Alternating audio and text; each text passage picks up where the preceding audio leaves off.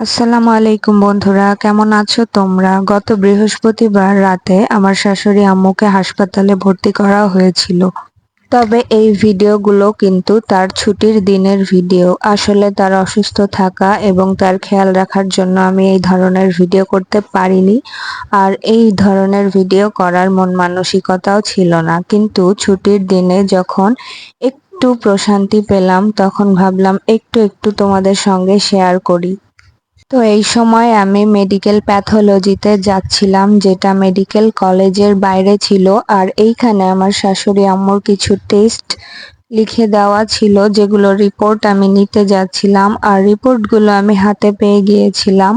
তো আল্লাহর কাছে অশেষ অশেষ শুক্রিয়া যে আমি আমার শ্বশুরেরও অসুস্থ অবস্থায় সেবা করার সুযোগ পেয়েছিলাম।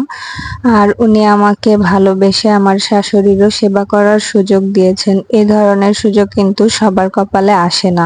হাসপাতালের ওই ৩টা দিন দিন কিভাবে আর রাত কিভাবে কেটেছে সেটার কোনো খবরই ছিল না আমার। তো আজকে যেহেতু ছুটি, দিনের বেলা বারান্দা দিয়ে যখন হেঁটে যাচ্ছিলাম তখন একটু দাঁড়ালাম আর আশেপাশে একটু ভিডিও করে নিলাম। হঠাৎ করেই রাত 12টার পর ওনার গলা ব্যথা এবং শ্বাসকষ্ট শুরু হয়েছিল, যার কারণে ইমার্জেন্সি আমাদেরকে ভর্তি করতে হয়েছিল। ডক্টর দেখার পর প্রথম কথাতেই ওনাকে আইসিইউ রেফার করতে চেয়েছিল, বাট আমরা ওনাকে আইসিইউতে যেতে দিইনি, কারণ উনি একটু দুর্বল হার্টের মানুষ। আইসিইউতে একা একা হয়তো বা আরো অসুস্থ হয়ে যেতে পারে এই কথা ভেবে। তো এইগুলো কাজে আমাকে, আমার হাজবেন্ডকে, আমার আব্বু আম্মু শুরু থেকে শেষ পর্যন্ত অনেক অনেক সাহায্য করেছে সকল বিষয়ে।